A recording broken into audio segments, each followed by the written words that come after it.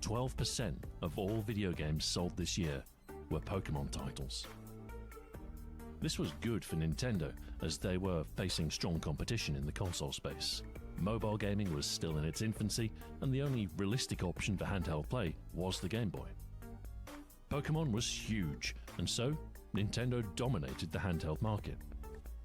Nothing else came close to the sales of Gold and Silver, but there were a few other notable releases for the Game Boy Color. Metal Gear Solid was the handheld debut of the Metal Gear series. Wario Land 3 continued the handheld exclusive games featuring Wario. Wario Land. So, while Nintendo were buoyed by their handheld success, the N64 wasn't as secure in the market as they might have hoped. With a new generation looming, Nintendo were no doubt planning how to take on their biggest rival. Ooh. 5 years into its life, the Sony PlayStation was still doing numbers. Shout out to outsold the PlayStation. N64 by Shout out to PlayStation drinking that Sony one. Ugh. Man, we playing that PlayStation, W Sony. Fuck Nintendo. Fuck Smash Brothers Ultimate. The game is trash. I can't even fight or stance when I knock people out. That's it. That's the end of my rant. Ratio of 2-to-1. Yes, sir. Was dominant in the European and Japanese markets. Thanks to its popularity in Japan, CD-ROM storage, and support from Square, Look it at was the place for JRPGs. What game Final is that? Fantasy IX, Vagrant Story, Oh, and Final Dragon Fantasy IX Quest looks VII cool. all released this year. In theory, the N64 was the more powerful platform, but hamstrung by cartridge size and memory latency, the PlayStation kept pace in the 3D stakes. Third-person action games like Siphon Filter 2 were standard fare. First-person shooters like Medal of Honor Underground tapped into the rising popularity of shooters on consoles. The textures were low-res, the polygon count low, and the controls often clunky. But this was the generation where 3D graphics became the expected norm. Yup. 3D opened up the potential for new genres and allowed home consoles to offer arcade-like experiences. The PlayStation had established itself as the home of driving games. It had Gran Turismo, after all. It had variety too, from serious driving simulators like Colin McRae Rally 2.0 to the crime-fueled Driver 2. If you were a sports fan, PlayStation had all of the big yearly franchises: NFL, NHL, FIFA. Skateboarding games were surprisingly popular at this time. The Tony Hawk series was topping the charts, and the release of the sequel elevated skateboarding to new heights. The explosion in extreme sports led to imitators like Dave Mirra Freestyle BMX and set the stage for similar games on the forthcoming generation. While Nintendo had the lion's share I hated of mascot Spyro. games, there were a few family-friendly titles. Like, I that love and intruded hate on Spyro Nintendo's at the turf. same time. The Spyro series had its third entry with Spyro Year of the Dragon, a cutesy 3D platformer. And the popular Crash Bandicoot series had Crash Bash, a party game in the Mario Party mold. Really? In short, the I don't even know PlayStation about had that. more games suitable for more ages. The games were cheaper, cooler, and more varied than anything else on offer. It also helped that it was easier to find pirated games. Sony were newcomers to the console scene, and in less than one generation had installed themselves as king. And if that wasn't enough, they were preparing to unleash a devastating blow to their rivals. Yo, don't press that P. He pressed it. That's it, chat. Meanwhile, the PC was doing quite well. Bro, Well, why you talking about PC in this shit, bro? This shit got nothing to do with PC. We already know PC wins everything, bro. Like, why you gotta bring up PC? Bro, want to talk about all PC, this, people, bro. We talk about consoles right now. Skip ahead. Fabrinsky. The console wars were brutal. Computers had long since consolidated to IBM compatibles. The closest rival was Apple, who had been struggling for years and were only starting to make a recovery. As far as computer gaming was concerned, the PC was the only choice, and over the last decade they had become a common purchase for the home. So with an install base in the tens of millions, there was a sizable audience for PC games. The biggest selling PC game of 2000 was The Sims, a life simulator game from the creator of SimCity. It was a unique game that appealed to an unusually wide audience, and it did rather well as a result, selling 6.3 million copies by 2002. Yo, There were many expansion packs and a sequels lot that of people followed. love Sims. Another hotly anticipated game was action RPG Diablo 2, Blizzard's follow-up to 1997's Diablo. RPGs had long been a staple of PC gaming, and Blizzard had a great reputation at the time with the success of Warcraft and Starcraft. So, it's perhaps unsurprising that Diablo 2 ended up as the fastest-selling computer game ever. Really? CRPG players were spoiled for choice, really. This year also had Baldur's Gate 2 from BioWare and Icewind Dale from Black Isle. Another classic PC genre was strategy, and one of the highlights of the year was Shogun Total War, a meaty slice of turn-based planning with 3D real-time battles and the opening entry of the Total War series. Wow. The popular Command & Conquer series had a return to form with Red Alert 2. After the divisive Tiberian Sun, the alternate Cold War setting was welcomed, although it wasn't quite as good as the original. 3D stealth action games were en vogue too, likely due to the popularity of Metal Gear Solid. IO Interactive gave us Hitman, Codename 47, an open-ended assassinate 'em up. And Looking Glass Studios released Thief 2: The Metal Age, a Hail Mary from a struggling studio which, despite critical acclaim and healthy sales, failed to save the company from bankruptcy.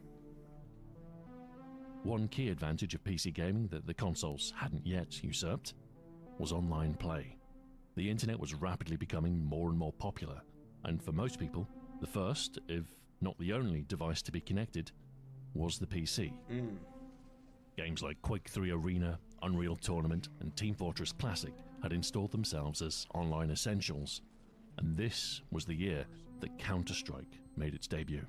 Backed by Valve and the Half-Life name, it found instant popularity. The realm-based tactical FPS Damn, remained bro. popular for years. I grew up on Call of Duty. I kind of wish I grew up on this shit, like this game right here. What is it? CS:GO? Because I feel like CS:GO must have been like crazy, and it's still popular today. The same fucking shit. Call of Duty is in like such a steady ass decline. Like this era looked like it was a lot of fun. Years afterwards, topping play count rankings. The PC market was challenging, however. The sheer breadth of software available meant that many games, no matter how critically acclaimed, didn't sell particularly well. Take Deus Ex, for instance, a first-person action RPG that was hailed as the pinnacle of PC gaming, festooned with awards, and retaining a cult following today. It sold about 138,000 copies in the US in its first year. Wow. There was a lot of competition for shelf space, and the big boxes didn't help. The PC market had a lack of cohesion, and the consoles were starting to gain ground.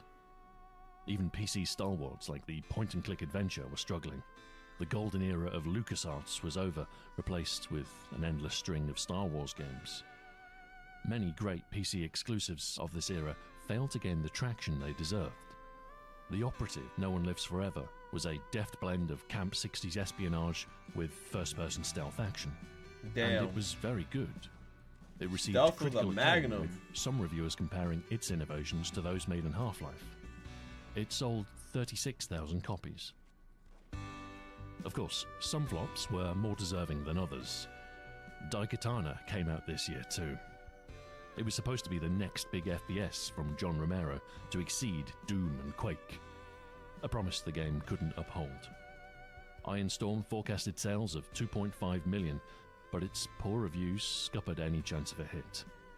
It sold just over 8,000 PC copies in the US in its first few weeks. Damn. History remembers it as one of the biggest commercial failures of the era. Shit. There was just no room for mediocrity. The PC had more games available than any other platform, but players didn't have bottomless wallets. 7 out of 10 isn't good enough when the shelves are filled with 8s, 9s and 10s. So the PC needed a new approach to selling games, one more flexible and with fewer overheads than retail. But until that solution arrived, AAA game development would become increasingly centered on the consoles. The worst was yet to come. The next generation of consoles had just arrived, eroding the PC's graphical advantage. The new hardware was ever more capable of handling 3D graphics, and provisions were made to satisfy the rising popularity of online play. The next gen was a threat.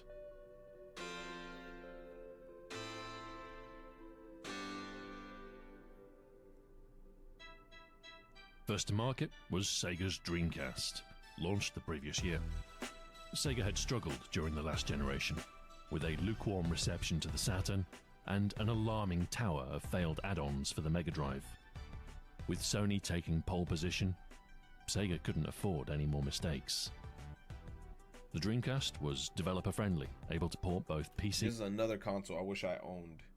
I never got to own this.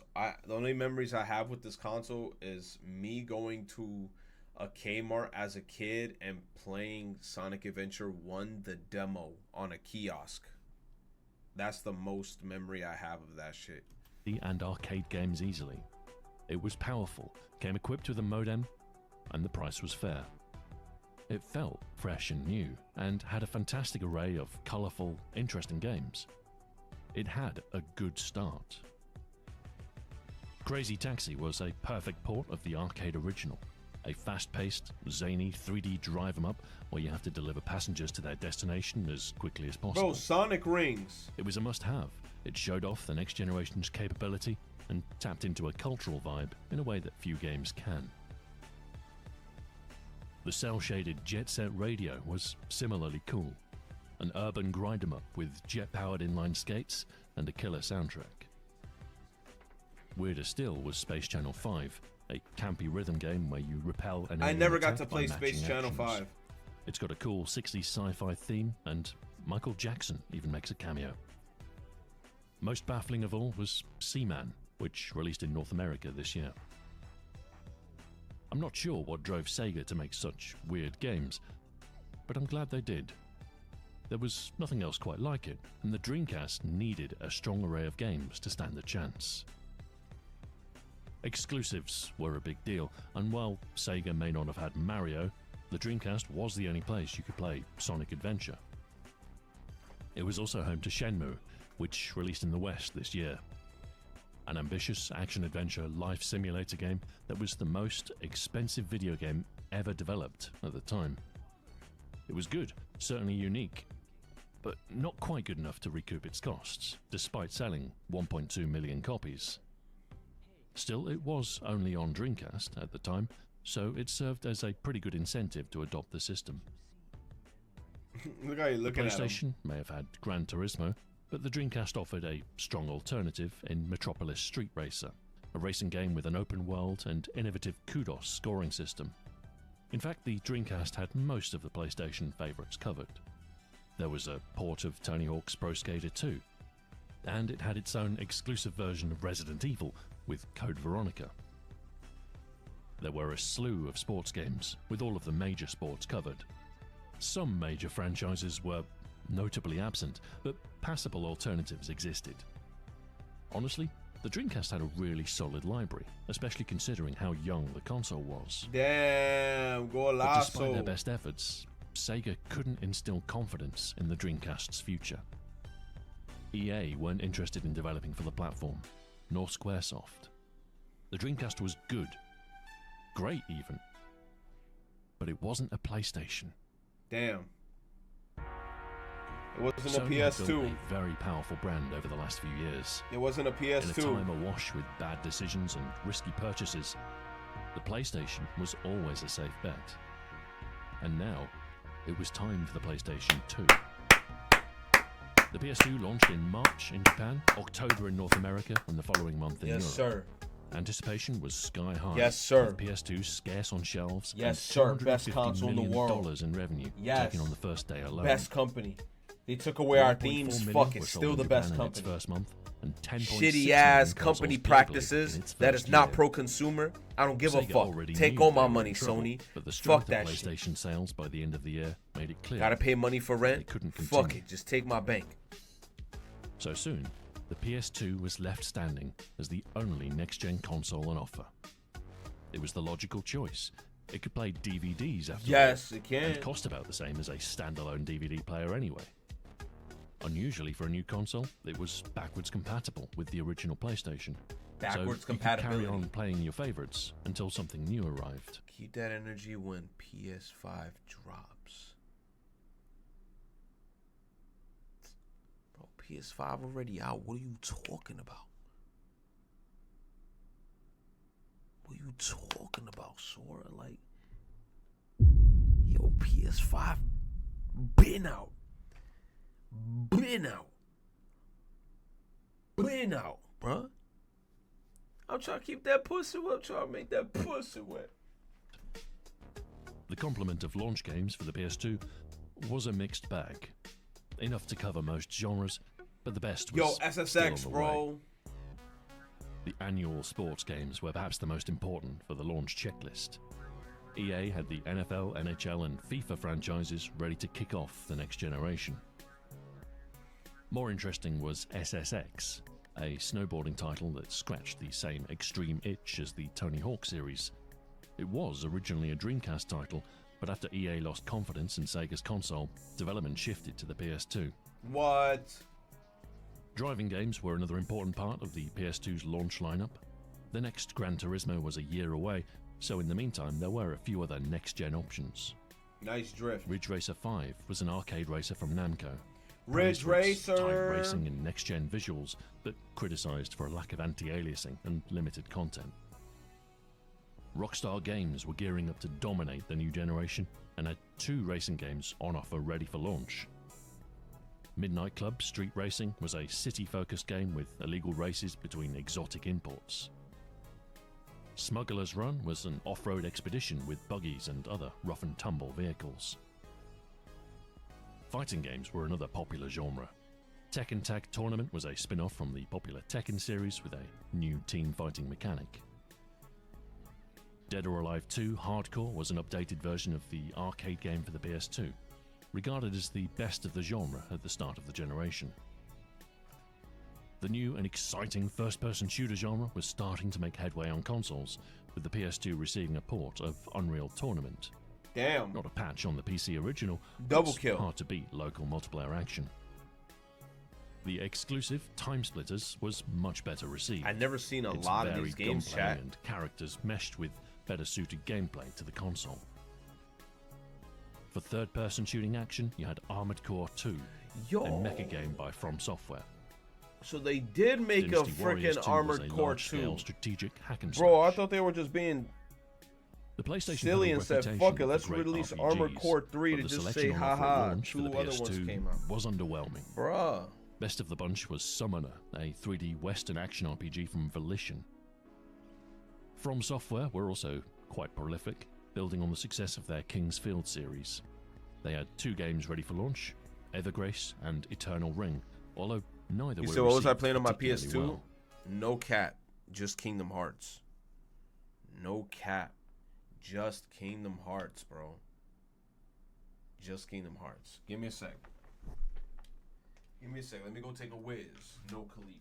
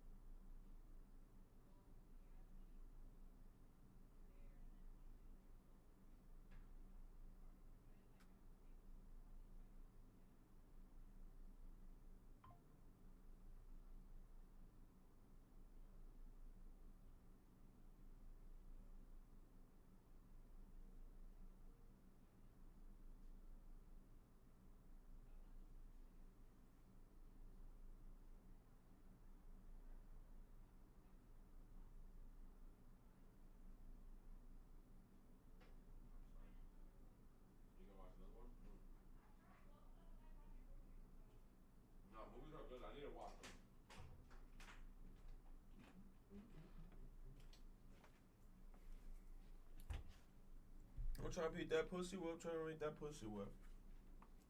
Swamp Izzo, hold up. Oh, everybody scattering? Oh my gosh. All these hundreds, they'll count up my thumbs.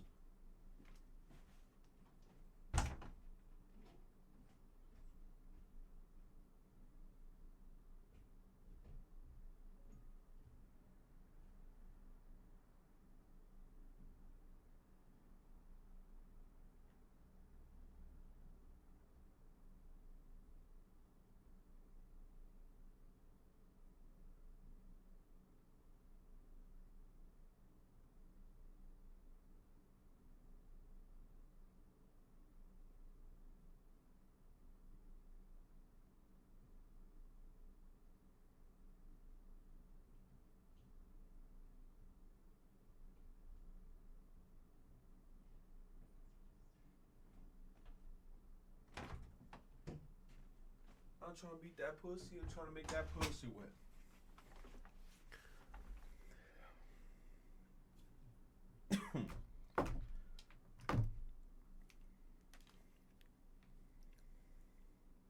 He said, missed out on the whole PS2 generation because of Kingdom Hearts. True. That's me. That's me. Dark Cloud was originally intended to be a launch title, but slipped to later in the year. A Zelda-style JRPG, it was the best of its genre in 2000, although this wasn't the highest bar to clear. With retrospect, the launch titles for any console pale in comparison to those released once it finds its stride, and the PS2 was no exception. But the basic needs were covered, and many great games were in the pipeline. With the massive hype surrounding the launch of the PS2, Sony couldn't fail to make an impression.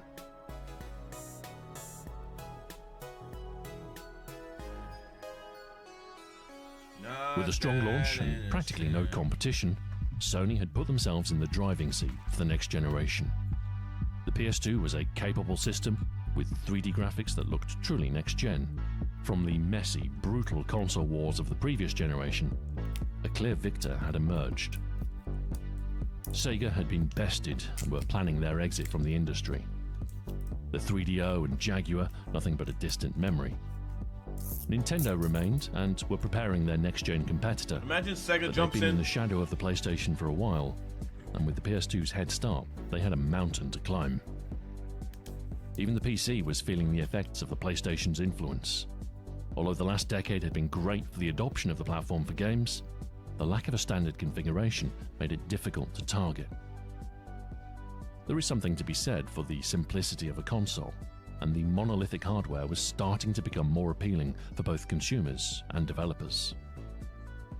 Microsoft knew this, and with their financial might, they saw an opportunity to challenge Sony's dominance in the console market. Essentially, a PC in a little black box, leveraging the rapid advancement of PC components into a standard configuration. As the PS2 launched in Japan, Microsoft announced the Xbox. Is that what it was supposed to look like? That's what it was supposed to look like? Release until next year, but Sony's monopoly was going to be tested, and Nintendo were no longer guaranteed second place. It was an exciting time. Technology was cool, and there was nothing but blue skies on the horizon. The arrival of a new millennium had brought a feeling of optimism for the future. We could cast off the clumsy artifacts of the 20th century and embrace a new digital world. Bro, we were so excited for the digital world, and look at where we're in now. Look at all this chaos that's happening. Now being a negative Nancy. I mean, we've come far with technology, honestly. But everything just went to shit a little bit sometimes. But hey, bro, we got a lot of positives that came out of it. Mobile phones and the internet were starting to make a tangible impact on everyday life. We had SMS, we had MSN Messenger. The internet was young and bristled with opportunity. This was the future, and we were living it. Thank you very much for watching, and until next time, farewell. Good video. Good video. You earned a subscribble from me.